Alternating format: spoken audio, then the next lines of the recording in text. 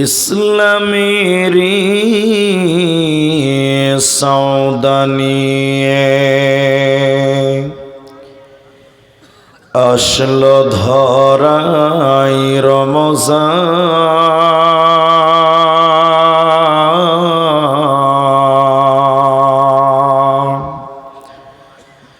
ভোরের আগে নিয়ত বান্ধ, ভুল করো না মুসলমান।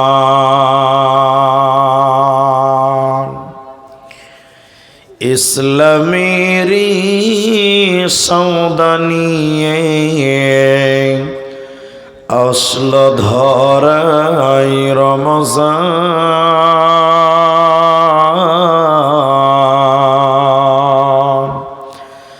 ভোরের আগে নিয়ত বান্ধ, ভুল করো না মুসলমান। জন্নতেরি ৮ দরজা, রাইয়ান নামে একটি দ্বার। সেই দ্বারেতে যাবেন শুধু যারা আল্লাহর রোজাদার। ইসলামেরি সৌদানিয়ে আসছে ধরাই রমজান।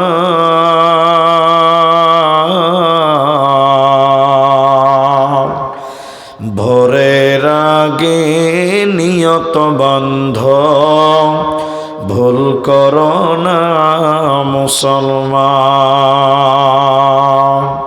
ভোরের আগে নিয়ত বান্ধ, ভুল করো না মুসলমান।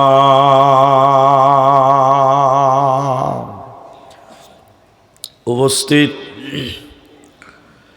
চলমান সভার যোগ্যতম সভাপতি, স্টেজে ওলামায়ে কেরাম, অতিথিবৃন্দ, আমার সামনে সরিয়ে ছিটিয়ে বসে থাকা দিনদার ইমানদার মুমিন ভাই সকল, দোয়ার ক্যান্টারি মুরব্বী সমাজ, স্নেহের কচি কাঁচা, পর্দার অন্তরালে বসে থাকা মুমিনা সলেহা মা ও বোনেরা, প্রাণ প্রিয় সতীশনগর লালগোলা মুর্শিদাবাদবাসী, প্রশংসা সেই মহান মনিবের দরবারে যিনি আমাদেরকে রমজান শুরুর প্রাক্কালে একদম 2 দিন আগে কিছু বলার এবং শোনার এবং মাদ্রাসা কেন্দ্রিক আয়োজিত জালসায় উপস্থিত হওয়ার যিনি তৌফিক ইনায়াত করেছেন, সেই মহান মনিবের দরবারে শুকরিয়া জ্ঞাপন করি। একবার মহাব্বতে সকলেই বলেন আলহামদুলিল্লাহ। ভাই, রাত অনেক হয়ে গেছে, একবার মহাব্বতে বলেন আলহামদুলিল্লাহ। দরুদ ও সালাম বর্ষিত হোক শেরকারে কায়নাত, তাজদারে মাদানী, নবী কুল শিরোমণি, ইমামুল আম্বিয়া, নবী মক্কি, নবী মাদানী, নবী আহমদ, নবী মুহাম্মদুর রাসূলুল্লাহ, বলুন সাল্লাল্লাহু আলাইহি ওয়াসাল্লাম। মোহতারাম ভাইও, আজিজো, নওজওয়ান সাথিও, আমি কোরআনুল কারীম সূরা বাকারা সূরা নম্বর 2, পারা নম্বর 2, রুকু নম্বর 23, আয়াত নম্বর 185 তেলাওয়াত করেছি। কোরআনুল কারীম সূরা নম্বর 97, পারা নম্বর 30, সূরার নাম কদর, আয়াত পড়েছি 3 খানা। হাদিসে নববী থেকে, সহি বুখারী থেকে 3 জায়গা থেকে 3টি হাদিসের টুকরো পাঠ করেছি। উল্লেখিত আয়াত এবং হাদিসকে কেন্দ্রবিন্দুর মধ্যে রেখে কিছু কথা তথ্য সহকারে বলার চেষ্টা করব। যদি আল্লাহ তৌফিক দেন তো আলাইহি তাওয়াক্কালতু ওয়া ইলাইহি উনীব। আমি আপনাদের অনুরোধ করছি, যেটি মানুষ আছেন, আপনাদেরকে আর বসতেও বলবো না, আগাতেও বলবো না। যেটা অনুরোধ করছি সেটা হলো এই যে আপনারা সবাই আমাকে চেনেন, যে আমি কেমন বলি, কি আমার চরিত্র কেমন, আমার ক্যারেক্টার, বক্তব্য কেমন, আপনারা মোটামুটি জানেন। তা আমি আপনাদেরকে কিছু কথা জিজ্ঞাসা করব, একটু পরে পরেই করব, এটা মুখ খুলে উত্তর দেবেন। বলুন একবার ইনশাআল্লাহ। সবটি লোক বলেননি, বলেন ইনশাআল্লাহ। কখনো আপনি বলেন, কখনো আমি বলবো, দুজন মিলে হবে বক্তৃতা। আর যদি মনে করেন বক্তা আপনি, বকবেন আপনি, তাহলে আপনাকে আমি বুঝাতে পারবো না। এখন মানুষের দিল অনেক কিছু চায়। কেউ চাইছে যে একটা গাজাল বলুক, কেউ চাইছে যদি একটা গান বলে তো আরও মজা, যে কেউ চাইছে যদি একটু হাসাতে পারে তো আরও মজা। এক একজনের মানসিকতা, চিন্তা ভাবনা এক এক রকম। বক্তাদের ক্ষেত্রেও তাই।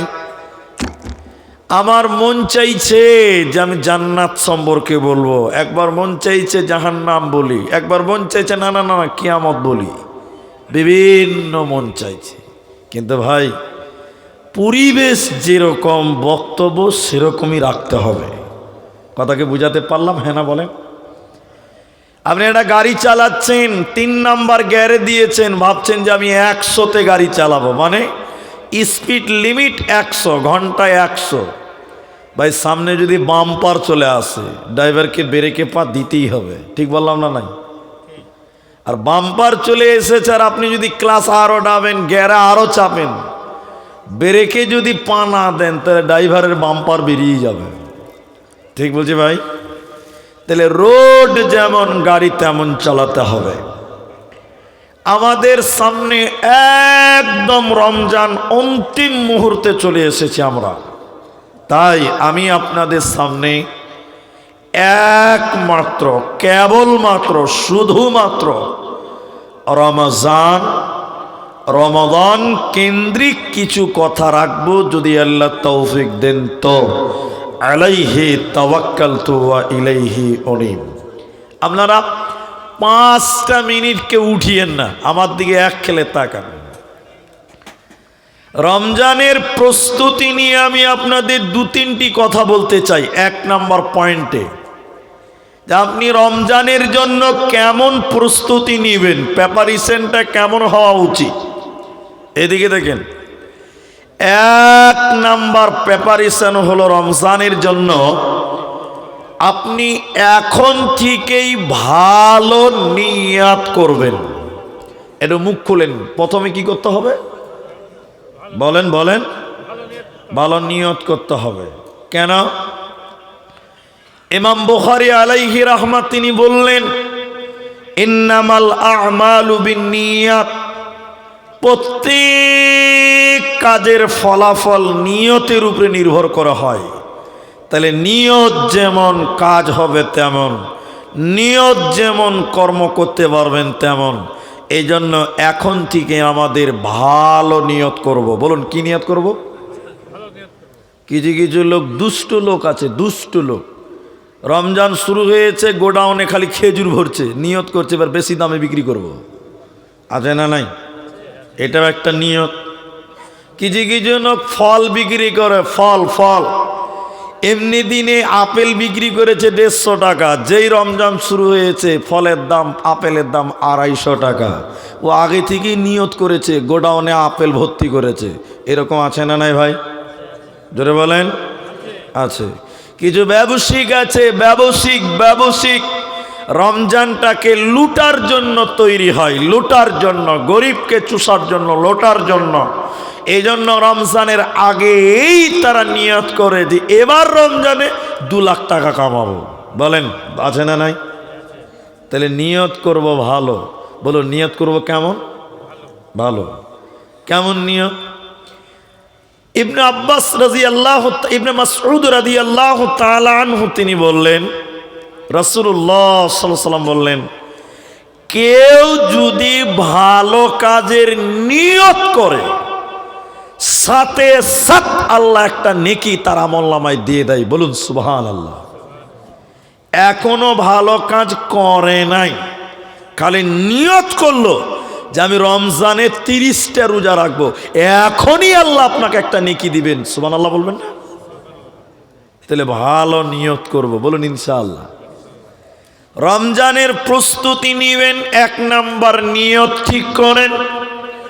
2 নম্বর, শাবান মাসের যেদিন 29 তারিখ, ওই দিন আপনি চাঁদ খুঁজবেন, চাঁদ দেখবেন। চাঁদ, চাঁদ কি খুঁজতে হবে? চাঁদ। আচ্ছা, রসুল বললেন সুমু লিরুয়াতিহি, তোমরা চাঁদ দেখে রোজা রাখো। এবার সবাই মহব্বতে বলেন, তাহলে কি দেখতে হবে ভাই? চাঁদ। কিন্তু আশ্চর্য মানুষ, আজ থেকে 10 বছর 20 বছর আগে আমাদের বাপ চাচারা সন্ধ্যার টাইমে আকাশের দিকে চাঁদ দেখতো। বলেন দেখতো কি দেখতো না? আর এখনকার ছেলেপেলেরা আকাশে চাঁদ দেখে না, ফেসবুকে চাঁদ খুঁজছে। কোথা খুঁজে বলেন? ফেসবুকে। আমি ঠিক বললাম না? নাই বলেন? ওই দেখি তো চাঁদ উঠলো কিনা, একটু খবরটা ফেসবুকে দেখেলি। ও আকাশের দিকে চাঁদ খুঁজে না, ফেসবুকে চাঁদ খুঁজছে। কি হবে? সিস্টেম পরিবর্তন করেন। রমজান, চলুন রমজান। আচ্ছা, রমজানের এত গুরুত্ব কেন? রমজানের এত ফজিলত কেন? এটা হলো আমার 1 নম্বর টপিক। কেন কেন কেন? ভাই কোরআন দেন, আমাকে একটা কোরআন দেন।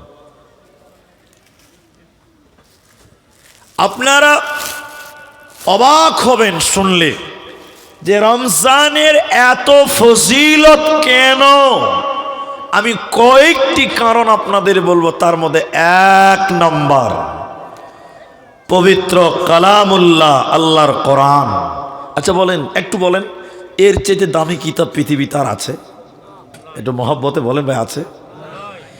এত দামি কিতাবকে আল্লাহ, এই মূল্যবান কিতাবকে আল্লাহ রমজান মাসেই নাজিল করেছে। এই কোরআনের কারণে রমজান মাসেরই মূল্য বেড়ে গেছে। বলুন সুবহানাল্লাহ। বিসমিল্লাহির রহমানির রহিম। শাহরু রমাদানাল্লাযী উনজিলা ফীহিল কুরআন। আল্লাহ তাবারাকা ওয়া তাআলা কোরআনের ভিতরে বলেন, আমি এই কোরআনকে রমজান মাসে নাজিল করেছি বান্দা। এত মূল্যবান কিতাব কোরআনকে রমজান মাসে নাজিল করার কারণে, এই কোরআনের কারণে রমজানের মূল্য অনেক অনেক গুণের বেশি।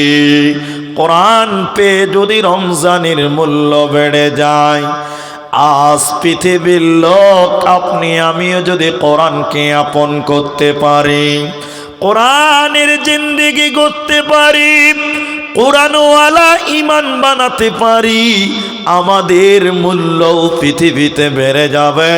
আমাদের মূল্য আল্লাহর কাছে পরকালে বাড়বে। এই কোরআনের কারণে রমজান মাসের মূল্য অন্য মাসের চাইতে অনেক গুণের বেশি। কোরআনকে জিজ্ঞাসা করেন, কোরআন তুমি রমজান মাসে কখন এসেছিলে? কোরআন তুমি বলো, রাত্রি বেলায় না দিনের বেলায়, সকাল বেলায় না সন্ধ্যা বেলায়, কোন টাইমে এসেছ? কোরআন বলছে ইন্না আনজালনাহু ফি লাইলাতিল কদর।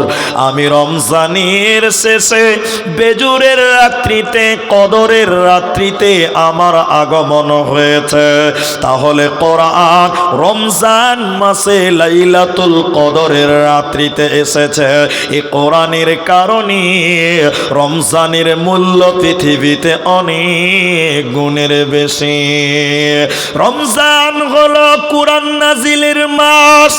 এজন্য মুফাসসিরিনগণ বলেন, তাফসিরে ফাতহুল মাজিদের ভিতরে আছে, বিশ্ব নবী রমজান মাসে জিবরাইলের কাছে কোরআন শোনাতেন। নবীজি জিবরাইলকে কোরআন শোনাতেন রমজানে, আর জিবরাইল নবীকে কোরআন শোনাতেন। কেন? কারণ রমজান হলো কোরআন নাজিলের মাস। এজন্য শীতেশনগরের মায়েরা, শীতেশনগরের বন্ধু যুবকেরা শুনে নাও, বিশ্ব নবী রমজান মাসে কোরআন তেলাওয়াত করতেন, শোনাতেন জিবরাইলকে, তোমরাও বেশি বেশি করে কোরআন তেলাওয়াত করো, তোমরাও বেশি বেশি করে কোরআন রমজানে পড়ো, তাহলে তোমাদের মূল্য ইহকালেও বেড়ে যাবে, পরকালেও বেড়ে যাবে। তোমাদের চিন্তা রবে না, রবে না, রবে না। হাদিসের ভিতর নবীজি বললেন, আব্দুল্লাহ ইবনে আমর রাদিয়াল্লাহু তাআলা আনহু তিনি বলেন, বিশ্ব নবী বলেছেন, শোনো ওরে লালগুলার লোক তোমরা শোনো। নবীজি এভাবে বললেন, দুইটি আমল, দুইটি আমল কিয়ামতের দিন মানুষের জন্য সাক্ষী দেবে, মানুষের জন্য সুপারিশ করবে, সাক্ষী দেবে। ওই দুটি আমল কি? ওই দুটি আমলের ভিতরে একটার নাম কোরআন। কোরআন কিয়ামতের দিন বলবে, আল্লাহ তোমার বান্দা কোরআন তেলাওয়াত করেছিল রমজান মাসে, আল্লাহ আমি কোরআন কে পাঠ করেছিল, আল্লাহ আমার সাক্ষী তুমি গ্রহণ করো। আল্লাহ কোরআনের সাক্ষী গ্রহণ করবে, আল্লাহ বিনিময় আপনাকে জান্নাতে দেবে। এজন্য রমজান মাসে বেশি বেশি কোরআন পড়তে হয়, কোরআন পড়তে হয়, কোরআন শুনতে হয়। এখন আপনারা বলেন, একটু বলেন, ভাই এই মোবাইল লাইটটা বন্ধ করো। এবার আমি আপনাকে বলছি, দেখেন এদিকে দেখেন, আমরা মুসলমানদের একটা রোগ হয়ে গেছে। রোগ কি জানেন? রমজান মাস এত গুরুত্বপূর্ণ, এরপরও আমাদের কোরআন শুনতে ভালো লাগে না। ঠিক বললাম না? হ্যাঁ না বলেন? যদি বলেন মিথ্যা কথা, তাহলে আমি সত্যটা প্রমাণ করছি। আচ্ছা, আপনাদের শীতেশনগরে কটা মসজিদ আছে? মাশাআল্লাহ, 12টা। দেখবেন যে মসজিদের মুলবি সাহেব তাড়াতাড়ি তারাবি শেষ করে দেয়, ওই মসজিদে মুসল্লি বেশি হয়। এটা হ্যাঁ না বলেন? এরা ঠিক বললাম না? আমি এটা মিথ্যা কথা বললাম না?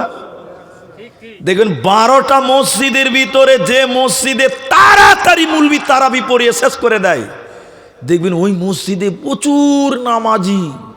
আর যে মসজিদের মুলবিটা একটু বুড়া, লম্বা লম্বা করে কেরাত করে, মুলবির পেছনে 10 দিন পরে দেখবেন মুসল্লিই থাকে না। এটা হ্যাঁ না বলেন ভাই? তার মানে আমাদের রোগ হয়েছে, রোগ রোগ যে তারাবিতে মুলবি একটা কোরআনের আয়াত একটু বেশি পড়ুক, এটা আমরা কেউ চাই না। আমরা চাই ওকেই যে তাড়াতাড়ি শেষ করতে পারবে। ঠিক বললাম তো ভাই? এই হলো আমাদের রোগ, আমাদের রোগ। এটা আমি সত্য মিথ্যা বলতে পারবো না, সত্য মিথ্যা বলতে পারবো না, তবে আমি বাস্তব, আমি মোবাইলে দেখেছি, ওটা আপনাকে বলছি। এটা মসজিদে ইমাম নিবে হাফেজ সাহেব শুধু তারাবির জন্য। বলুন কিসের জন্য? তো মসজিদে কমিটি এলান করেছে যে যারা তারাবি পড়াতে চাও 50,000 বেতন দিব, খতম তারাবি পড়াতে হবে, ইন্টারভিউ দিতে এসো। তে লালগোলা এলাকাতে কোনো হাফেজ আর বাদ নাই, সব শীতেশনগরে চলেছে ইন্টারভিউ দেওয়ার জন্য। এদিকে দেখেন, এদিকে দেখেন, এটা নতুন হাফেজ সাহেব পাগড়ি পেয়েছে, ও এসে ইন্টারভিউ দেওয়ার লেগে। তো মসজিদের সভাপতি বলছে, ও হাফেজ সাহেব, তোমাকে তো বাচ্চা বাচ্চা লাগছে, জি তুমি তারাই পড়াতে পারবে? তখন হাফিজ সাহেব বলছে, আমি কোরআনের হাফিজ, আমি পড়াতে পারবো না, তা আপনার মতন মূর্খ লোক পারবে নাকি? তখন আর পাঁচা জ্বলে গেছে একদম, যে মুলবি আমাকে মূর্খ বলছে। বা যাক, এবার কমিটির লোক একদম লম্বা লম্বা হয়ে চেয়ারে বসে আছে, আর হাফিজ সাহেব 12-13টা এসছে।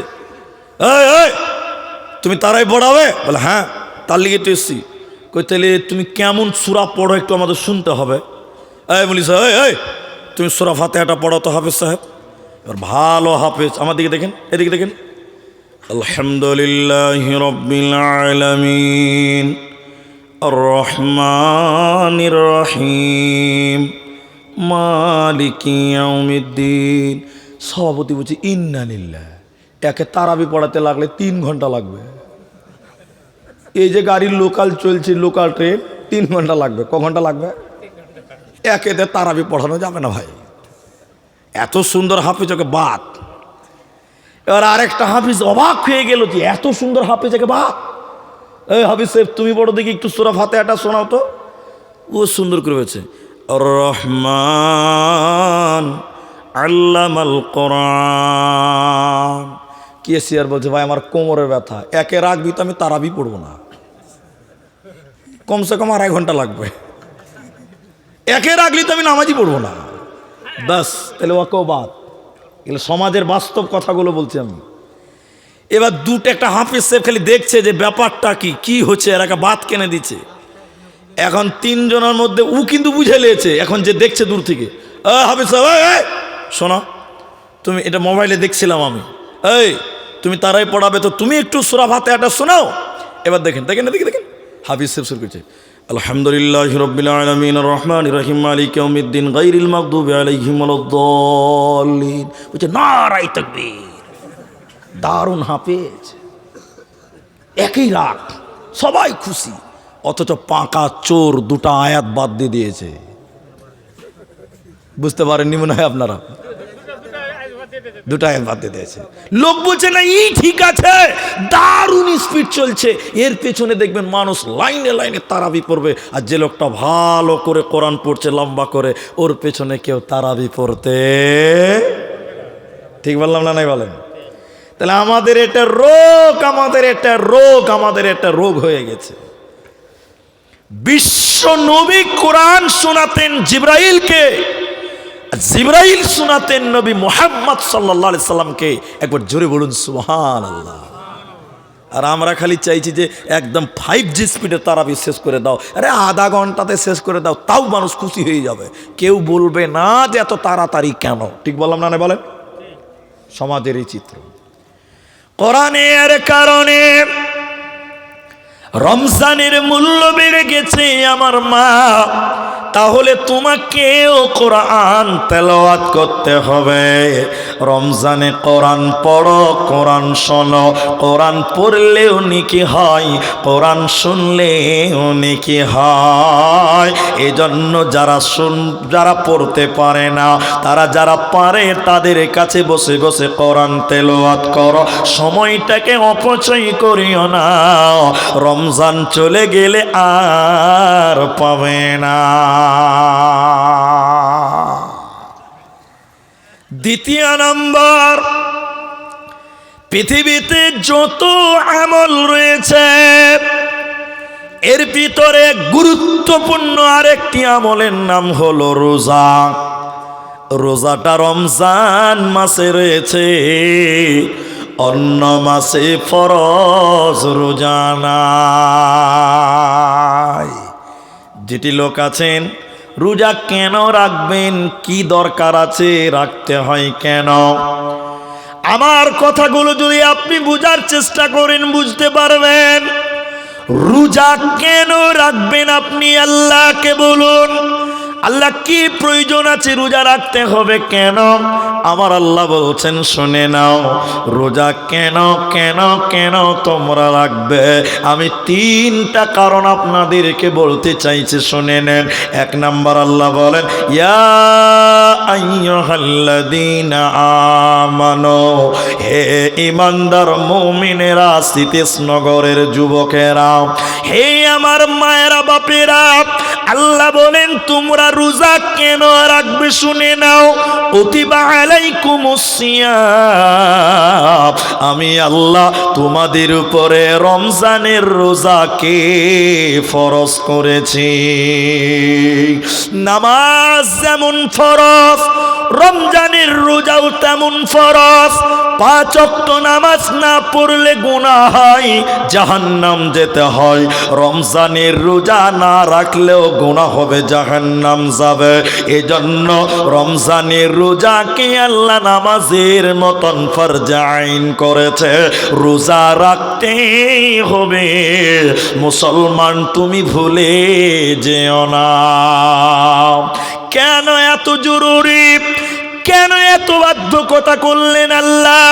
আল্লাহ গুরুত্বটা বুঝাতে গিয়ে এবার বললেন শুনে নাও, কামা কুতিবা আলাল্লাযীনা মিন ক্বাবলিকুম, এ পৃথিবীর লোক, এই রোজা শুধু তোমাদের জন্য নয়, এই রোজা শুধু আমাদেরকে আল্লাহ রাখতে বলেছে তা নয়, আমাদের আগেকার নবী, আমাদের জামানার আগেকার লোকদের উপরেও রোজা ছিল।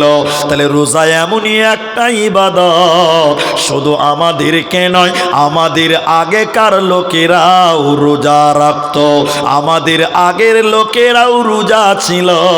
এজন্য আল্লাহ বলে তারাও রোজা রেখেছে, তোরাও রোজা রাখ। মুসলমান রোজা ছাড়া যাবে না।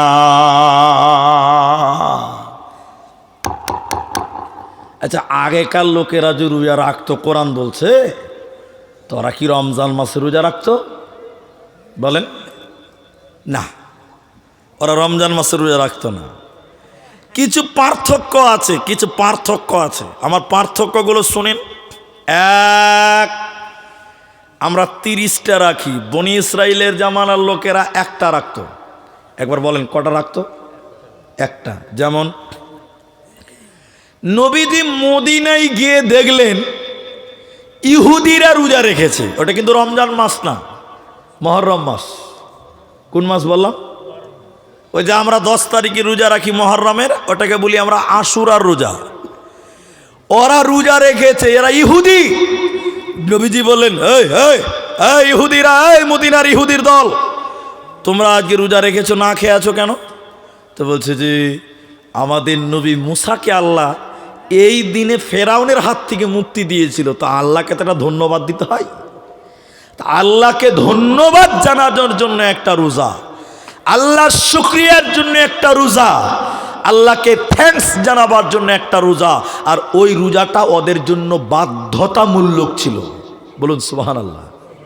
তাহলে আমাদের আগেকার লোকেরাও রোজা থেকেছে, কিন্তু আমাদের 30টা না, ওরা রাখতো 1টা, 2টা, 5টা, বিভিন্ন রাওয়ায়াত আছে।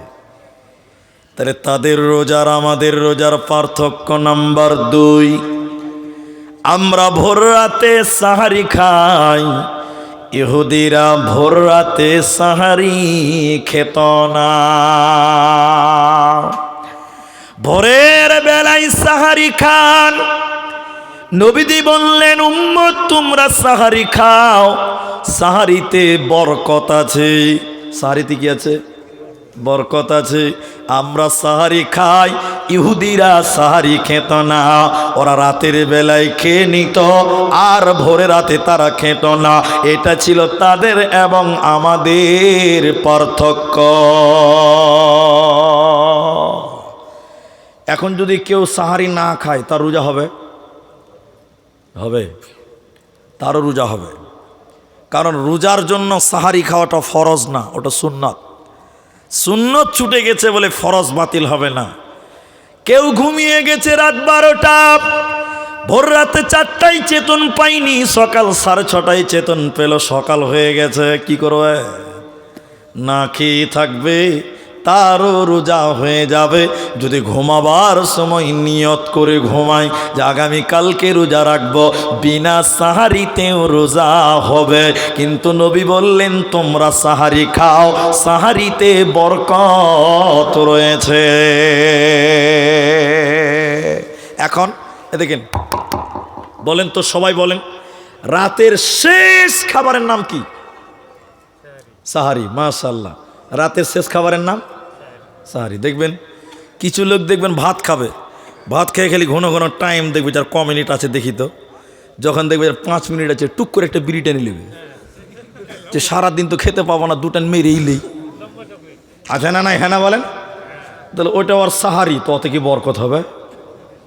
এরা বলে না কত তো বরকত হবে, বিড়িতে কি তাই বরকত হয়? অনেক লোক আছে দেখবেন ভাত খাওয়ার পর খালি পাঁচরা করে বেড়াচ্ছে যে মুলবি কখন আজান দিবে, যখন দেখবে যার 5-7 মিনিট আছে তো খানি খাইনি মুলে নিবে, যদি সারাদিন পাবো না একটু চান্স লিয়েই, এতে বরকত হবে? ইহুদিরা সাহারি খেত না, আমার উম্মত তোমরা সাহারি খাও, সাহারিতে বরকত রয়েছে। তাহলে ইহুদিরাও রোজা রাখতো, আল্লাহ বলেন তোমাদেরকেও রোজা রাখতে হবে। এটা শুধু তোমাদের জন্য নয়, আগেকার জামানার লোকেরাও রোজা রাখতো। নাম্বার 3, পার্থক্য নাম্বার 3, আমার কথা বোঝার চেষ্টা করেন।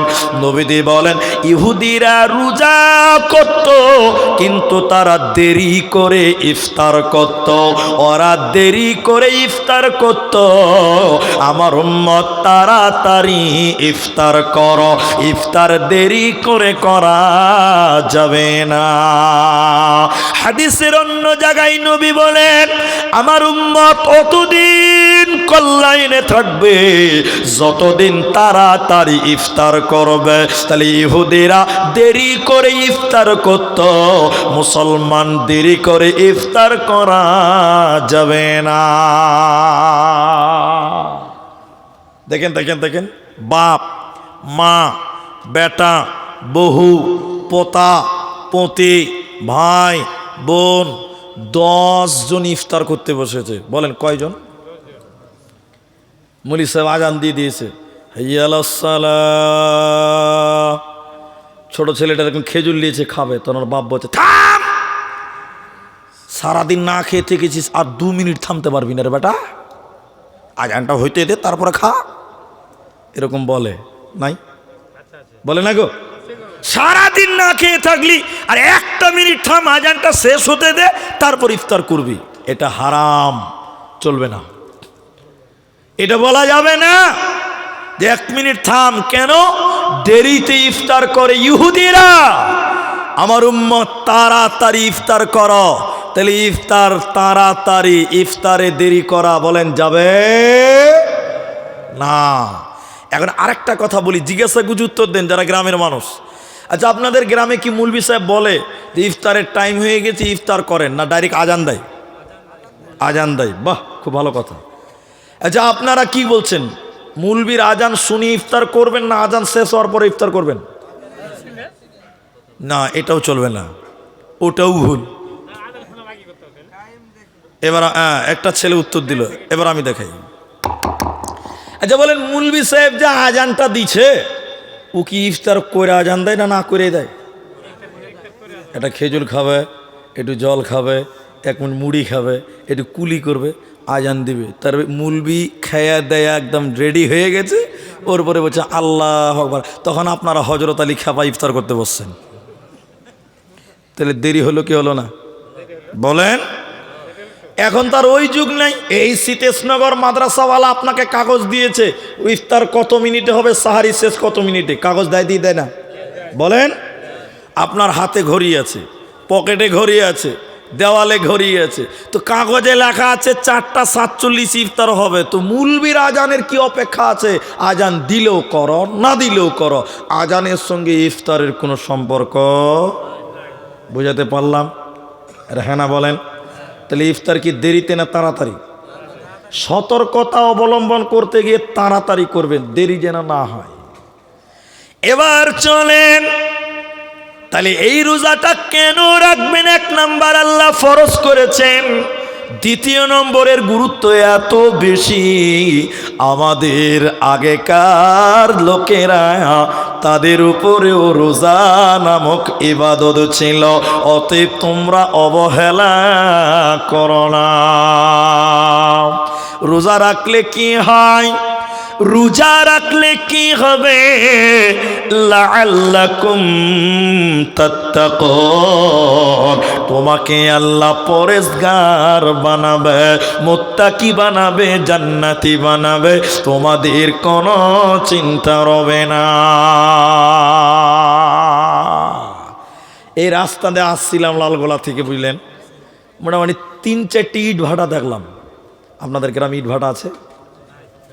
নাই? বলেন, উত্তর দেন। নাই? আছে? নাই? আচ্ছা, ইট বানাতে দেখেছেন আপনারা? দেখেছেন? আমার দিকে দেখেন, উদাহরণ দিচ্ছে, এটা হাদিস নয়। একটা লেবার কোদল নিয়ে গেছে, তা মাটিতে মারলো, ইট বানাবে তাই।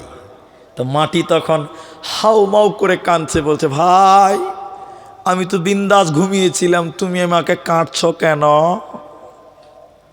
তখন মালিক বলছে, লেবার বলছে, এই এই এই এই চুপ, তোর দাম বাড়বে। বলেন, তোর দাম বাড়বে।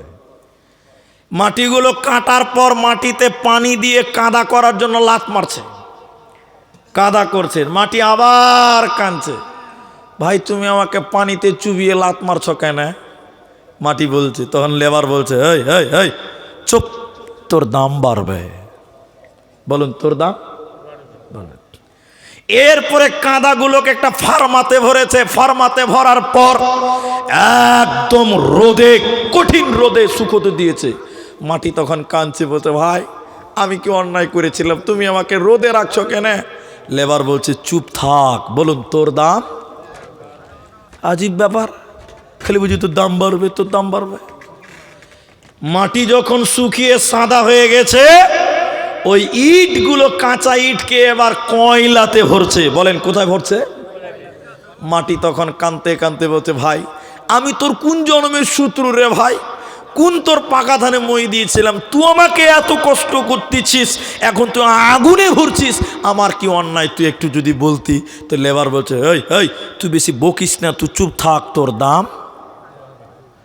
যে মাটি পুরে লাল ইট হয়ে গেছে, একটা ইট 12 টাকা। বলেন, একটা ইটের দাম? বলেন বলেন, তাহলে দাম বাড়লো না কমলো ভাই? এরা তো কথা বলে না, বাড়লো না? আচ্ছা, এইটি মাটি কেউ 12 টাকাতে কিনতো, জি গায়ে যদি কেউ এতটি মাটি নিয়ে বলে, মাটি লিবে যে মাটি, কোন খ্যাপার পেটের খ্যাপাবে? দুনিয়া তার কিছু পাইনি, মাটি বিক্রি করতেছে, বা তো হুঁস আছে, এখান থেকে যা, আর কানটাতে কট্টি মাটি হয় তুই জানিস? কেউ কিনবে না। যেই লাত খেলো, কোদলের কূপ খেলো, কাঁদাতে গেল, রোদে গেল, আগুনে পুড়লো, সবাই বলুন ওর দাম বাড়লো না কমলো? বেড়ে গেল। তা আল্লাহ বলছেন, এই এই খেতে পাবি না। বলেন, খেতে। আল্লাহ প্রচন্ড ভোগ লেগেছে, এক মুঠ ভাত খাবো, আল্লাহ বলছে খেতে পাবি না। আল্লাহ, কেনে? তোর দাম বাড়বে। বলুন, তোর দাম। আল্লাহ অনেক পিসা লেগেছে, পানি পিপাসা লেগেছে, এক ঢোক পানি খাবে, এক ঢোক। আল্লাহ বলছে, খবরদার। কেনে? তোর দাম। জোরে বলুন, তোর দাম। আল্লাহ, আমার বাড়িতে স্ত্রী আছে ম্যাডাম, দেখতে খুব সুন্দর, 6 মাস হয়েছে বিয়ে করা, একটু স্ত্রীর সঙ্গে দিনের বেলা মহব্বত করব। আরো খুলে বলবো, বুঝে লেছেন, একটু মিলন করব। আল্লাহ খবরদার, বউটা তোর, বাড়িটাও তোর, বাড়িতে কেউ নাই। এরপরে বলছি, আল্লাহ আমার বউ, নতুন বউ, দিনের বেলা একটু প্রেম করব, একটু মিলন করবো। আল্লাহ খবরদার। কেন? বুঝে তোর দাম বাড়বে। বলুন, তোর দাম বাড়বে। বলে, কেন? যখন তুমি না খেয়ে থাকলে, তুমি যখন না পান করবে, তুমি যখন স্ত্রী মিলন দিনের বেলায় করবে না, তখন তুমি না খেয়ে সিয়াম থাকবে। আল্লাহ বলেন, লাআল্লাকুম তাত্তাকুন, তোর দাম বেড়ে গেছে রে, তোকেই আমি বলছি, তুই হলি প্রকৃত মুত্তাকি। কতটা দাম বাড়বে? আমি বেশি লম্বা করতে পারবো না। কতটা দাম বাড়বে আমার দিকে দেখেন। হাদিসের রাবি হযরতে সাহাল রাদিয়াল্লাহু তাআলা আনহু নবীজি বলেন জান্নাতের 8টা দরজা রয়েছে রে, জান্নাতের 8টা দরজা রয়েছে, ওর ভিতরে একটা দরজার নাম রাইয়ান। একবার বলেন দরজাটার নাম রাইয়ান, রাইহান লয় রাইয়ান। রাইয়ান নামে দরজাটা কিয়ামতের দিন মানুষদেরকে ডেকে ডেকে বলবে, হে রোজাদারেরা, যারা রোজা রেখেছিলা, দিনের বেলায় স্ত্রীর মিলন করনি, দিনের বেলায় না খেয়েছিলা, ওরে রোজাদার, আমি রাইয়ান নামে দরজা দিয়ে তোমরা জান্নাতে যাও। ওরা যখন ওই দরজা দিয়ে জান্নাতে যাবে, দরজা বন্ধ করে দেওয়া হবে, আর কেউ যাবে না। জান্নাতের 8 দরজা, রাইয়ান নামে একটি দ্বার, সেই দ্বারেতে যাবেন শুধু যারা আল্লাহর রোজাদার। ইসলামের সওদা নিয়ে আসছে ধরায় রমজান, ভোরের আগে নিয়ত বান্ধ, ভুল করো না মুসলমান। শুধুমাত্র রোজাদারেরা ওই গেট দিয়ে জান্নাতে যাবে, জোরে বলুন সুবহানাল্লাহ। আপনাকে বুঝাই, এই আমার দিকে, আপনাদের এদিকে কোনো এয়ারপোর্ট নাই, এই এলাকাতে কোনো এয়ারপোর্ট নাই, এই জেলাতেও নাই, 2-1 জেলাতে নাই, আছে কলকাতাতে, আছে শিলিগুড়ি বাগডোগরাতে। কলকাতার নেতাজি যেটা এয়ারপোর্ট আছে দমদমে, শিলিগুড়িতে আছে বাগডোগরাতে। আচ্ছা আপনারা কেউ এয়ারপোর্ট দেখেছেন কিনা বলেন তো? দেখেছেন? এয়ারপোর্টে একটা গেট আছে, গেটটার নাম হলো ভিআইপি গেট। ওখানে কে যাবে? ওখানে কে ঢুকবে ওই গেটটা দিয়ে? মমতা ব্যানার্জি, অভিষেক ব্যানার্জি, হুমায়ুন কবির, আপনাদের বাবরিওয়ালা, জি ভাই, হুমায়ুন কবির, তারপরে সুকান্ত মজুমদার, দিলীপ ঘোষ, বিরাট কোহলি, হ্যাঁ, রোহিত শর্মা, বড় বড় সেলিব্রিটি যারা, তারা ওই গেট দিয়ে ঢুকবে। এখন আপনি সলিমউদ্দিন লুঙ্গি পরে যদি গেট দিয়ে যেতে চান, বিএসএফ 5 হাত চামড়া রাখবে,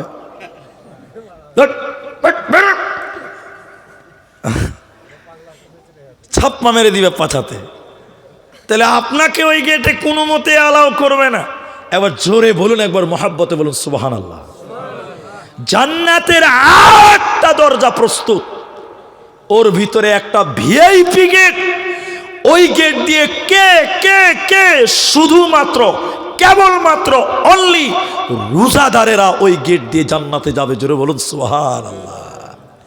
তারা ছাড়া ওই গেট আর কাউকে অ্যালাউ করবে না, আর কাউকে পারমিশন দিবে না। আরেকবার শেষবার বলুন সুবহানাল্লাহ। রোজা রাখবেন কেন? এবার আমি আপনাদেরকে বলি কি লাভ হবে।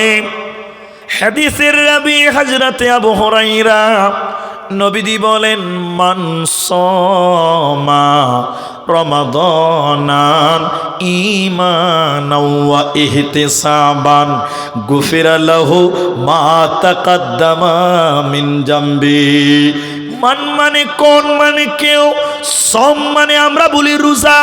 কেউ যদি রোজা রাখে ঈমানের সঙ্গে, নেকির আশায়, সওয়াবের আশায়, গফিরা লাহু মা তাকাদ্দামা মিন জামবি, আল্লাহ ওর জীবনের গুনাহকে মাফ করে দিবে। সুবহানাল্লাহ। কালকে বলবেন নাকি? জালসাটা শেষ হোক তারপরে বলবেন। রোজা যদি নেকির আশায় রাখেন, গুনাহ মাফের আশায় রাখেন, আল্লাহ সব গুনাহ মাফ, সব সগীরা গুনাহ মাফ করবেন। বলুন সুবহানাল্লাহ। এই হাদিসটা বুঝতে গেলে আমি 1 মিনিট একটা উদাহরণ দিই, কেউ রাগ করবেন না। এই সীতেশনগর মনে করেন আমার শ্বশুর গ্রাম, আবার কালকে বলি না যে বিয়ে করতে এসেছিল, তখন গন্ডগোল হবে। এগুলোই তো হচ্ছে এখন। বলছি একটা, ইউটিউবে লিখছে আর একটা, তো বুঝার জন্য বলছি এটা আমার শ্বশুর গ্রাম।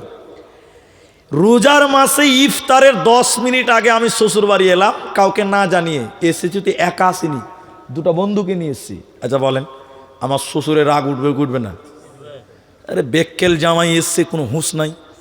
10 মিনিট আগে এসছে তো জানিয়ে আসতে হবে না? এসছে তো একা আসেনি, দুটো লোককে নিয়ে এসছে তো সম্মান করতে হবে না? তো কমসে কম তো ফোনটা করে আসতে পারে। আমার শ্বশুরের মাথা কাজ করে না যে 10 মিনিট টাইমে কী করবো এখন বলেন তো।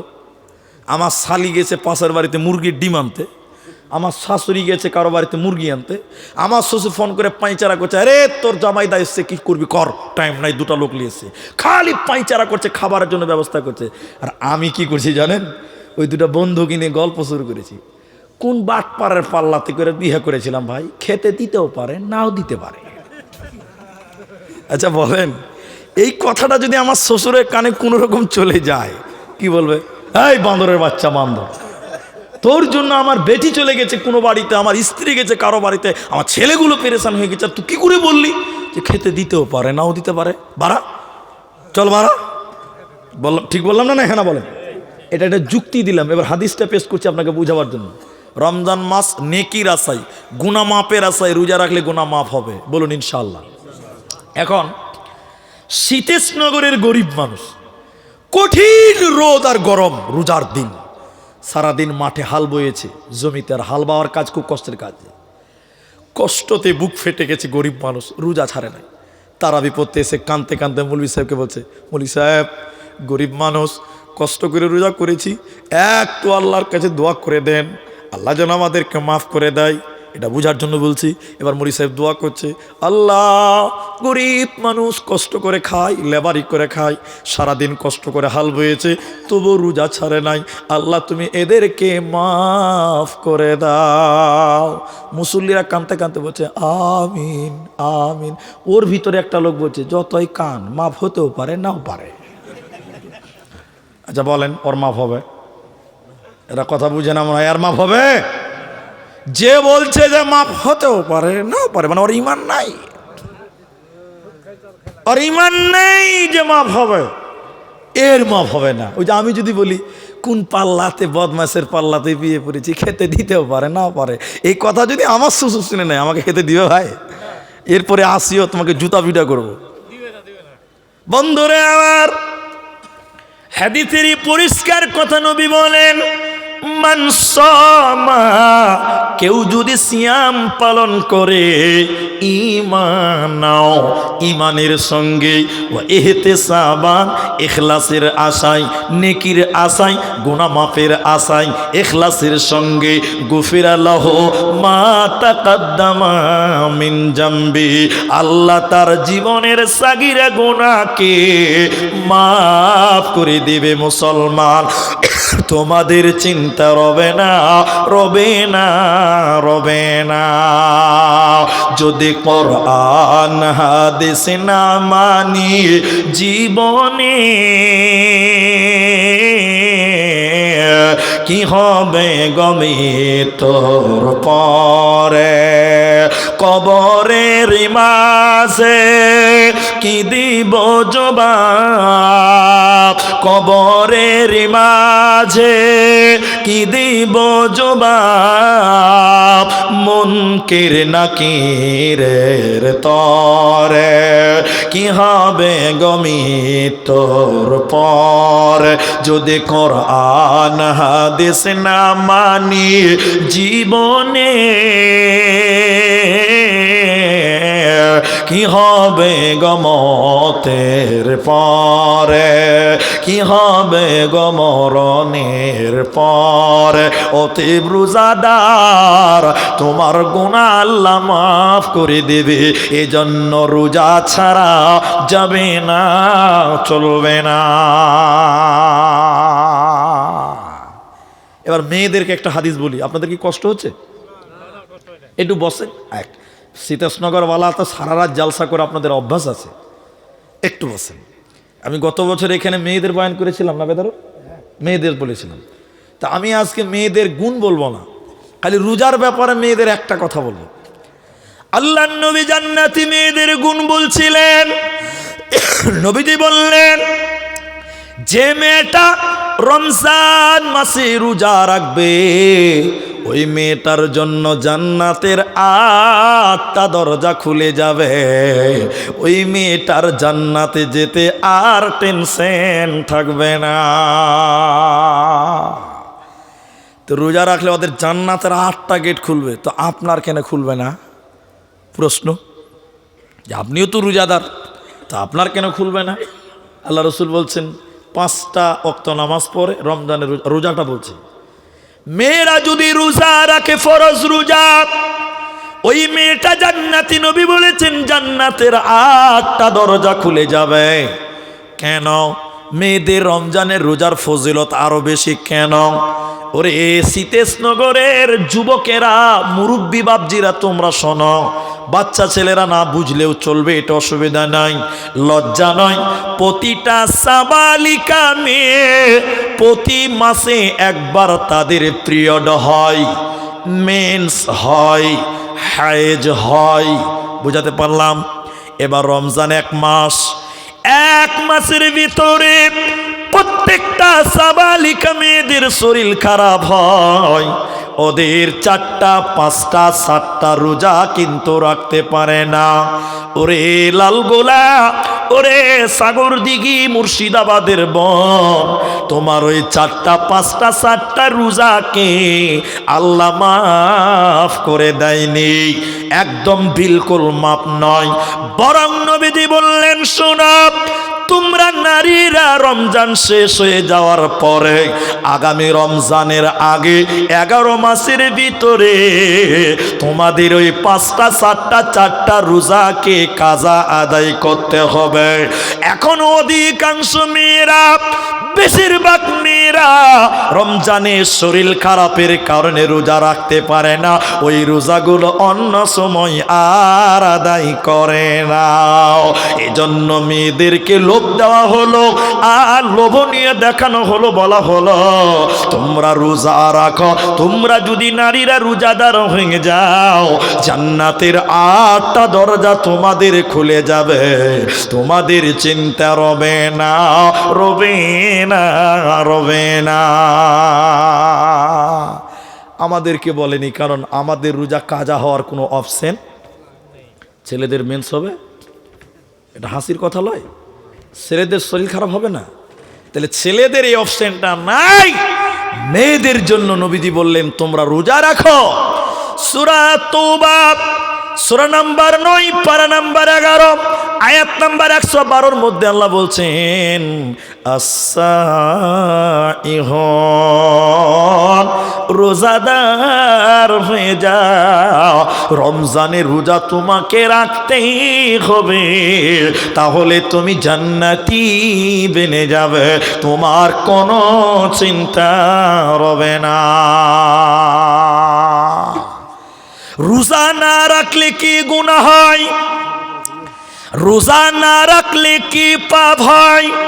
হে আমার মা, তোমাদের পা ধরে বলি, হে আমার বোন, আপনাদের জোড়হাত করে বলি, আমার লালগোলা শীতেশনগরের বন্ধুরা, তোমাদেরকে পা ধরে বলি, রোজা না রাখলে কি গুনাহ হয়, রোজা না করলে কি শাস্তি হয়।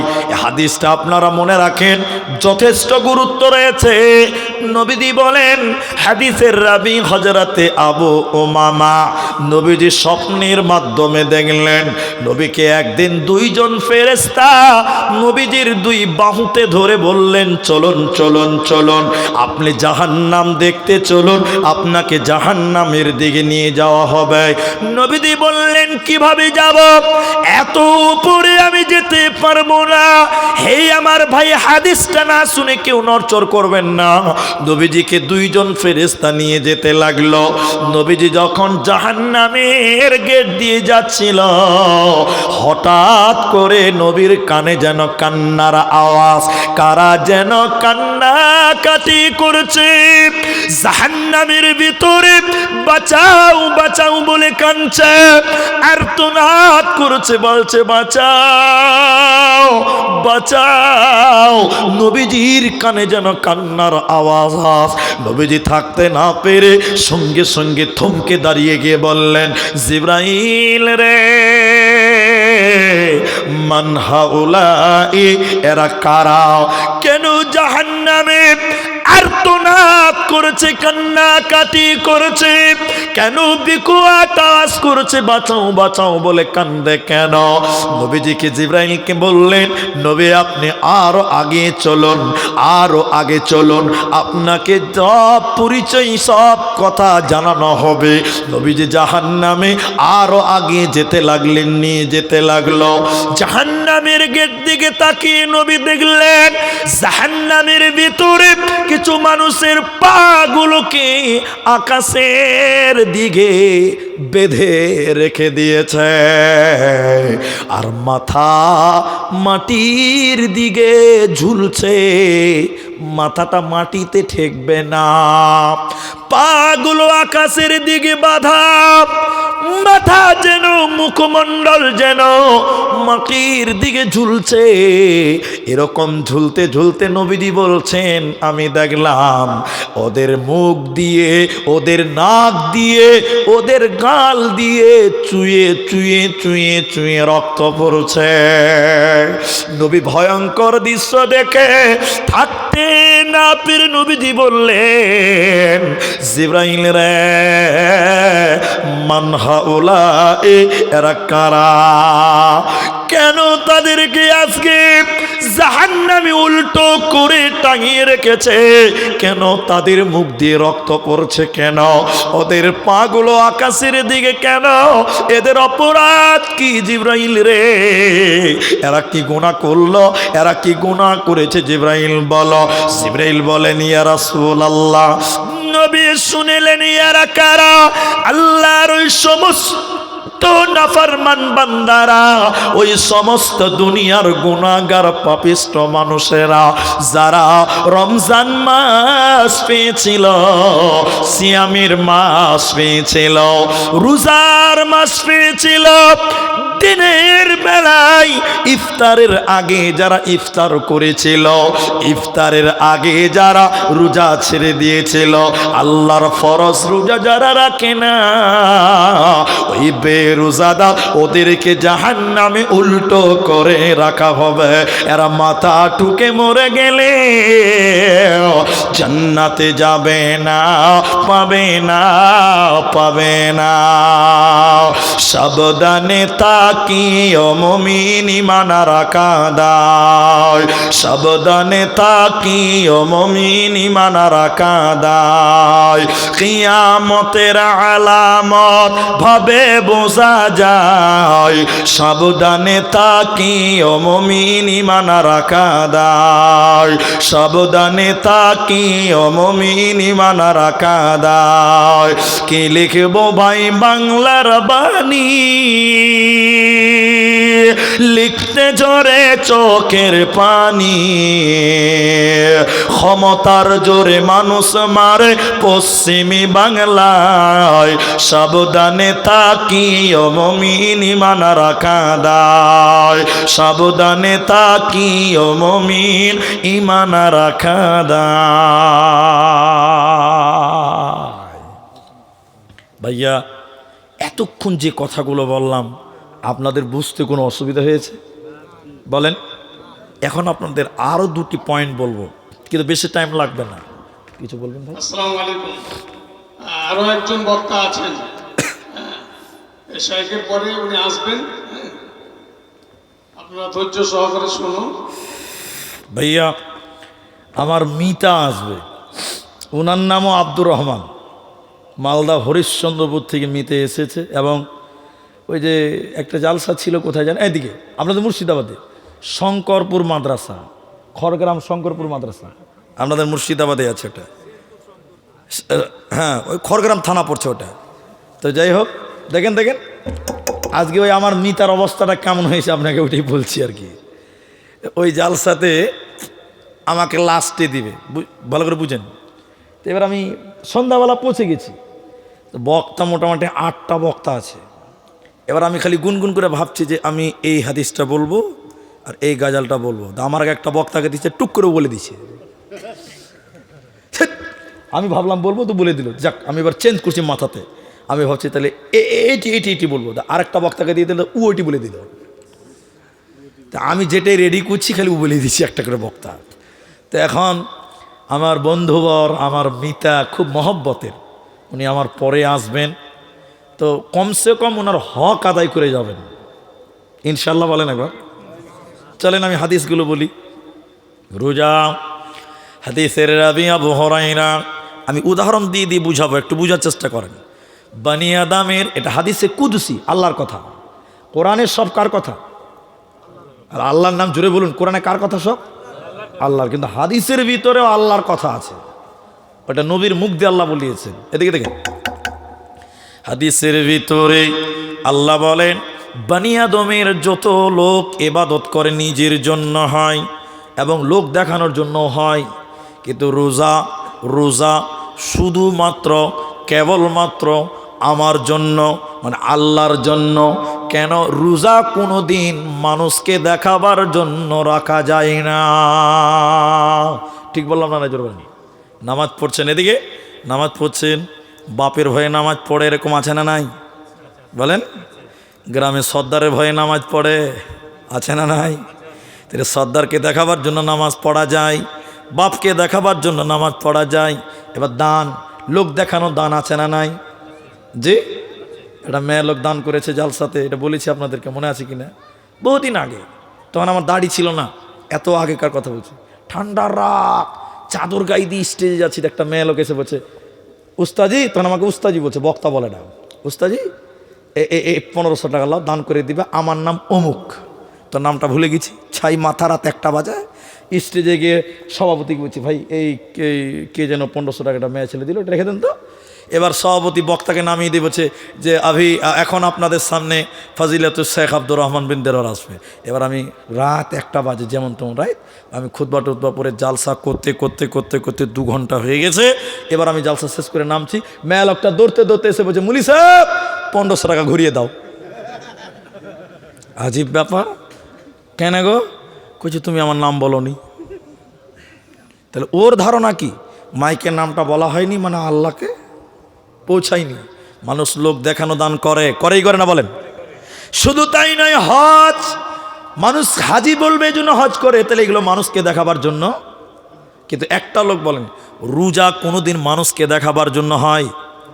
জোরে বলুন না ভাই, হয় না। বলে যদি বলেন হয়, আচ্ছা আমি মনে করেন আপনার ভয়ে রোজা রাখছি, আমি নামাজ পড়তে উজু করতে বসলাম, কুলি করব 3 বার, 1 বার ঢুক করে খেয়ে নিয়েছি, দেখতে পাবেন? আপনি দেখতে পাবেন? তাহলে আল্লাহ, ওই জন্য তো রোজাটা আল্লাহর জন্য, ওই জন্য রোজাটা আল্লাহর জন্য। মানুষকে দেখাবার জন্য রোজা কোনো দিন নয়। লোককে দেখাবার জন্য যদি হতো, ঘরের ভিতরে ফ্রিজ আছে, কোল্ড ড্রিঙ্কস, ঠান্ডা পানির বোতল আছে, গরম অনেক রেখেছে, 1 বোতলের জায়গায় যদি 2 বোতল খেয়ে নেই, কেউ দেখতে পাবে? পাবে না। তাহলে রোজা, নবীজি বলেন, আল্লাহ বলেছেন রোজা শুধুমাত্র কেবলমাত্র আল্লাহর জন্য। ওয়া আনা আজজিবি, এর পুরস্কার, এর সার্টিফিকেট, এর প্রতিদান আমি রহমান নিজের হাতে বান্দাদের দিব। রোজাদারদের পুরস্কার আল্লাহ ফেরেশতার হাত দিয়ে নয়, আল্লাহ নিজের হাতে বদলা দেবে। এই রোজাদারের কত মর্যাদা। এরপর নবীজি বলেন, রোজা অবস্থায় তোমরা কি করতে পাবে না, শোনো কোন কোন কাজ করা যাবে না। নবীজি বললেন, রোজা হলো ঢাল, রোজা রেখে তুমি ঝগড়া করবে না, রোজা রেখে তুমি তর্ক করবে না, রোজা রেখে তুমি ঝগড়া করবে না, রোজা রেখে তুমি গালি দিবে না। কেউ যদি তোমাকে গালি দেয়, কেউ যদি তোমার সঙ্গে তর্ক করে, কেউ যদি তোমাকে কটু কথা বলে, তুমি বলো আনা সায়েম, আমি রোজাদার, আমি রোজা রেখেছি, আমি তর্ক করব না, ঝগড়া করব না, আমি গালি দিব না। কেন কেন কেন? তুমি রোজা রেখে যদি তর্ক করো, গালি দাও, রোজার নেকি তোমার কমে যাবে, পরিপূর্ণ নেকি তুমি পাবে না। তাহলে রোজা রেখে ঝগড়া করা যাবে? কেউ যদি গালি দেয়, মাথা নিচু করে চলে আসেন, আপনি প্রতিবাদ করবেন না, এখানে প্রতিবাদও করতে হবে না, চলে আসেন। কেন? কারণ তুমি রোজাদার, তুমি বলো আনা সায়েম, আমি রোজা রেখেছি, আমি গুনাহ করতে পারবো না। হে যুবকেরা, ভাইরা, আমার আলোচনার আজকে শেষ পর্যায়ে হাদিসটা শুনবেন। কে কে বিয়ে করেছেন হাত তোলেন তো ভাই। কার কার বউ আছে হাত তোলেন। এদের দুঃখ তো ভালোই আছে ভাই, ঠান্ডাতে গোটা পার হয়ে গেল, বউটাই পেল না, ভালোই দুঃখ এদের। বাস বেশ কিছু কিছু ছেলের বউ আছে, বেশিরভাগ ছেলে পেলের বউ নাই। ঠিকই আছে, আল্লাহ যেন একটা ভালো বউ দেয়। এবার আমিন বলেন। এর চেয়ে দামি দোয়া। আবার হাসছেন বাবজি, বউ যদি ভালো হয় দুনিয়ায় যান না, আর বউ যদি খারাপ হয় বাবা হা করে ধরেছে মাথা, ট্যাং লড়িয়ে যাবি কোথায়? হয় ও মরবে, নাহলে আপনি মরবেন, তার আগে আপনি বাঁচবেন না। এবার জানেন বিয়ে করেছেন, আমার এই হাদিসটা বলে দুটো মশলা বলবো। অনেক ছেলে আছে জানে না রমজান মাসে দিনের বেলা স্ত্রীর সঙ্গে মিলন করে বসে, অনেকেই জানে না। আমার গ্রামে, আমি নামটা বলছি না, একটা লোক আমাকে বলছে, মৌলানা বহু বছর আগে জানতাম না স্ত্রীর সঙ্গে দিনের বেলায় রমজানে মিলন হয়ে গেছে, কি হবে? কত কঠিন অবস্থা দেখেন, দেখেন আমার দিকে দেখেন, এই যে পাপটা, এটা পাপ। স্ত্রীটা আপনার, বাড়িটা আপনার, মোহর দিয়েছেন আপনি, কিন্তু তবুও দিনের বেলায় রমজানে নয়। এবার হাদিস, একটা লোক নবীজি এই হাদিসটা শোনেন, কত কাজে লাগবে মা আমার, যুবকেরা যারা বিয়ে করবেন, বিয়ে করেছেন শোনেন। একটা লোক এসে বলছেন, এই আল্লাহ নবী, আনা হালাক্ত, আমি ধ্বংস হয়ে গেলাম, আমি বরবাদ হয়ে গেলাম, আমি ধ্বংস হয়ে গেলাম, আমি বরবাদ হয়ে গেলাম, আমি হালাক হলাম। নবীজি বলছেন, এই এই কে তোমাকে ধ্বংস করলো, কে তোমাকে বরবাদ করলো, কে তোমাকে ধ্বংস করে দিল? তখন ছেলেটা বলছে, দেখেন লোকটা বলছে, নবী গো, দিনের বেলায় স্ত্রীর সঙ্গে আকাম করেছে। বুঝতে পেরেছেন? মামলা খারাপ। নবীজি বলছেন, কেন সবর নাই, কি করেছো? মিলন হয়ে গেছে। নবীজি বলছেন, দেখো তাহলে এক কাজ করো, কি করতে হবে? জরিমানা। এবার নবীজি বলেন, একটানা 2 মাস 60টা তুমি রোজা রাখো গা। বলেন কয়টা? লোকটা বলছে, নবী, আল্লাহ নবী, 30টা রোজা রাখতে গিয়ে ব্রেক করতে পারিনি, অ্যাক্সিডেন্ট করে দিয়েছি, এখন আবার 2 মাস, ও 2 মাস আবার মাঝে মধ্যে না, একটা না। তখন বলছে, বলি আল্লাহ নবী গো, ব্রেক মনে হয় থামবে না, এটা কি সম্ভব? 2 মাস রোজা রাখবো? আমি পারবো না, দুর্বল মানুষ, কি করে হবে? নবীজি বললেন, কয়েকটা অপশন বলেছিলেন নবীজি, তার মধ্যে এরপরে নবীজি বললেন, তুমি 60 জন মিসকিন গরিবকে খিলাও। মিসকিনকে খিলাও কয়জন? আচ্ছা বলেন, 60 জন মিসকিনকে খিলাতে গেলে কটনি মাংস লাগবে ভাই? 15 কেজি, ঠিক বলছি তো ভাই? 15 কেজি তো লাগবে, আর যদি রাঘব বোয়াল হয় বেশিও লাগতে পারে। 15 কেজি মাংস লাগবে, চাল লাগবে, মোটামুটি ধরেলেন 8, 10, 12 কেজি চাল লাগবে, আরও তো আছে খরচা। লোকটা বলছে, আল্লাহ নবী গো, গরিব মানুষ, এতটি খাবার কি করে পাব? বড় বিপদ। নবীজি কি করবেন? এদিক সেদিক দেখলেন, এতটি খেজুর, ওই জামানায় আছে কি খেজুর আর ছাতু, বুঝলেন? এতটি খেজুর নিয়ে এসে নবীজি বললেন, এ খেজুরটি তুমি নাও, আর আমার কাছ থেকে তুমি বাড়ি যাবে, যেতে যেতে রাস্তাতে যত গরিব মানুষ দেখবে, খেজুরগুলো কিছু কিছু কিছু করে দিতে দিতে তুমি শেষ করে দিবে, এটাই হলো তোমার কাফারা। লোকটা তখন বলছে, আল্লাহ নবী, এই এলাকাতে আমার চাইতে গরিব আবার কে বেশি আছে? তখন রসুল বলছে, তাই নাকি? যাও, খেজুরটি তুমিই খাওগা। যেটা আমি বলতে চাইছি, হাসির কথা নয়। হে যুবক, যদি রোজা অবস্থায় স্ত্রীর সঙ্গে এই ঘটনা ঘটিয়ে দেন, এই কাজ করে দেন, তাহলে তোমাকে 2 মাস রোজা রাখতে হবে, 60 জন গোলামকে খেতে হবে। এখন প্রশ্ন হলো, মৌলী সাহেব, 60 জন মিসকিনকে কি করে মিলবে? এটা আমার কাছে জীবনে ঘটেছে, আমার কাছে ফতোয়া নিতে এসেছিল মাওলানা, এখন কি করব বলেন? বলে, আপনি 60টা রোজা রাখেন গা। বলছে, সম্ভব, 60টা রোজা তো পারবে না, তাহলে কি করবেন? একটানা 2 মাস পারবেন না? বলেন না। বলে, 60 জন মিসকিনকে খেলাও গা। তখন আমাকে বলছে, মৌলী সাহেব, তুমি 60টা মিসকিন আইনা দাও, খিলিয়ে দিব। গোটা মুর্শিদাও যদি মাইকিং করেন, একসঙ্গে 60টা মিসকিন জোগাড় করা মুশকিল হবে। হবে কি হবে না? হবে। বহুত বড় মাসলা। এজন্য যুবকেরা বিয়ে যারা করেছেন, খবরদার ইফতার করার পর রাতের বেলায় আপনার ইচ্ছা যতবার ইচ্ছা ততবার মিলন করতে পারেন, কিন্তু দিনের বেলা রোজা রেখে যদি কেউ মিলন করেন এর কঠিন কাফারা, কঠিন জরিমানা। চলেন এবার ফজিলতের দিকে, আমি হাদিসটা যেটা পড়েছিলাম এবার আমার দিকে চলেন। নবীজি বলেন রমজান এসেছে, তোমাদের দরজায় রমজান দাঁড়িয়ে গেছে, তোমরা শুভকাম, তোমাদের জন্য ওয়েলকাম, দেখো তোমরা স্বাগতম জানাও রমজানকে এবং তোমরা তৈরি হও, তোমরা ময়দানে ঝাঁপিয়ে যাও। নবীজি বললেন দেখো কি নিয়ে এলো, রমজান কি নিয়ে এসেছে। ইদা দাখালা রমাদান, নবী বলেন যখন রমজান উপস্থিত হয়, ফতিহাত আবু সামা, আসমানের দরজাকে খুলে দেওয়া হয়, জান্নাতের দরজাকে খুলে দেওয়া হয়, আর আবুর রহমা, রহমতের দরজা খুলে দেওয়া হয় এবং জাহান্নামের দরজাকে তালা লাগিয়ে দেওয়া হয়। শয়তানকে শিকল দিয়ে, জিঞ্জির দিয়ে কায়েদ করা হয়, বেঁধে রাখা হয়। তাহলে রমজান এসেছে তোমাদের দরজাতে, রমজান এসেছে তোমাদের রহমত দেওয়ার জন্য, তোমাদের মাফ করার জন্য। জান্নাতের দরজা খুলে গেছে, প্রতিদিন জান্নাতকে সাজানো হয় রোজাদারদের জন্য, এই জন্য রোজা রাখতেই হবে, রোজা সারা যাবে না। একবার বলেন রাখবো ইনশাআল্লাহ। আমি একটা হাদিস বলবো এখন, আমার মিতা আসবে, আর তার আগে আমি আপনাদের 10টা মিনিট টাইম আপনাদের খিদমতে কিছু চাইব। যদি চলেও যান যাবেন, কিন্তু অসুবিধা নেই, আমি যাওয়ার পরে যাবেন, তার আগে কেউ যাবেন না। বলুন ইনশাল্লাহ, একবার ইনশাল্লাহ বলেন। ওইদিকে যারা আছেন বলেন ভাই ইনশাল্লাহ। এই হাদিসটা যদি আপনি মনে রাখেন, আমার ইমান বলছে যে আপনি আর রোজা ছাড়বেন না। মেম্বার বুঝেন, মেম্বার এরা হেনা বলে না, আরে তৃণমূলের মেম্বার লয়, মসজিদের মেম্বার, বুঝেন তো, বুঝেন তো, ওই যেটাতে মুলিশে খুতবা দেয় ওটাকে কি বলি আমরা, মেম্বার। মাশাআল্লাহ, তৃণমূলের মেম্বার বললে সমস্যা আছে নাকি?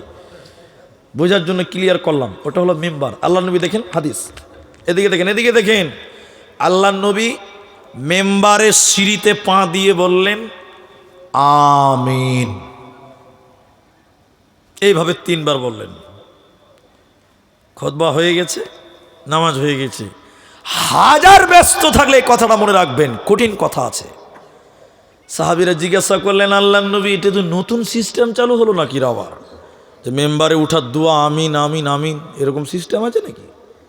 নবীজি বললেন না না না, তো আমি আমিন বললাম কেন, এর চাইতে গুরুত্ব আর কি হতে পারে। নবীজি তখন বলছেন দেখো দেখো দেখো, জিবরাইল বলছে যে ব্যক্তি রমজান মাস পেল অথচ নিজের গুনাহকে, পাপকে মার্জনা করে নিতে পারল না, মিটিয়ে নিতে পারল না, জিবরাইল বলছেন আল্লাহ তুমি তাকে ধ্বংস করো, তার নাককে ধুলিমুলিন করে দাও, ওকে বরবাদ করে ধ্বংস করে দাও। নবীজি বললেন আমিন, আল্লাহ তুমি তাকে ধ্বংস করে দাও।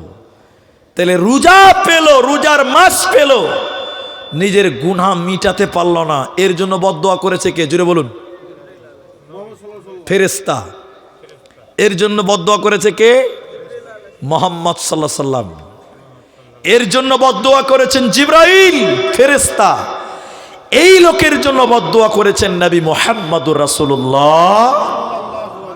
তাহলে রমজান মাসে কোমরে দড়ি বেঁধার মতন করে শক্ত করে আল্লাহর কাছে কান্না কাটি করে ইবাদত বন্দি করে জীবনের গুনাহ মাপ নিতে হবে, নিতে হবেই হবে। এবার পদ্ধতিটা আপনাকে 5 মিনিট বলছি যে কিভাবে মাপ নিবেন, কিভাবে ক্ষমা হবে। হাদিস, ওমান কমা লাইলাতুল কদর ঈমানাও ওয়া ইহতিসাবান গুফিরা লাহু মা তাকদ্দামা মিন জামবি। কেউ যদি রমজানের শেষের 10-এ বেজুরের রাত্রিতে 21, 23, 25, 27, 29 এই বেজুরের রাত্রিতেই রাত জেগে ইমানের সঙ্গে আল্লাহর ইবাদত করে নবী বলেন ওর জীবনের সাগিরা গুনাহকে আল্লাহ মাফ করবে, বলুন সুবহানাল্লাহ।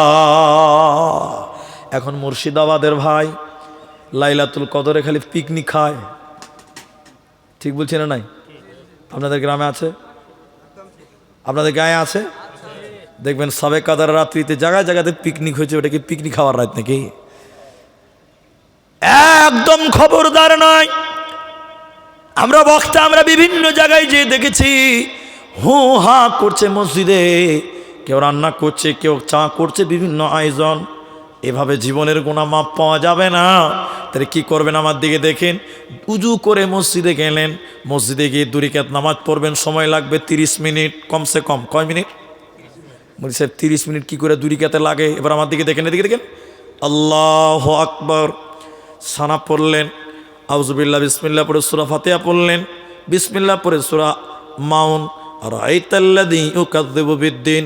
এরপরে আপনি পড়বেন ইন্না আ'তাইনাকাল কাউসার। এরপরে পড়বেন আপনি কি কুল ইয়া আইয়ুহাল কাফিরুন। এরপরে আপনি পড়বেন ইদা জাআ নাসরুল্লাহ। এবার পড়া হয়ে গেছে, আর জানেন না, আবার বিসমিল্লাহ থেকে শুরু করেন রাআইতাল্লাযী ইউকাযযিবু বিদ্দিন। একটা সূরাকে বারবার বারবার মুহাদ্দিসগণ বলছেন নফল নামাজে পড়া যাবে।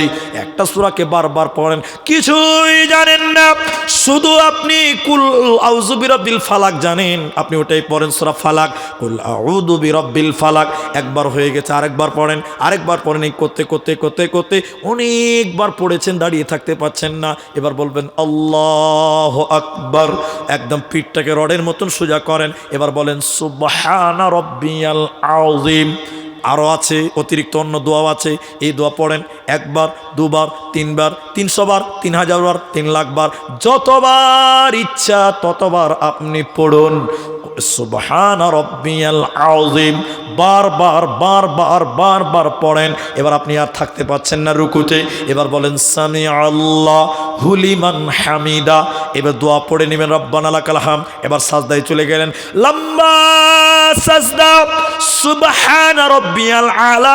3 বার কেন 9 বার কেন, যতবার ইচ্ছা ততবার পড়েন। এরপর আপনি দোয়া পড়েন, দোয়া দোয়া দোয়া দোয়া সাজদাতে দোয়া পড়েন, রব্বির হামহুমা কামা রব্বায়ানি সগীরা, আল্লাহুম্মা ইন্নাকা আফুউন তুহিব্বুল আফওয়া ফা'ফু আন্নি, আল্লাহুম্মা ইন্নাকা আফুউন তুহিব্বুল আফওয়া ফা'ফু আন্নি।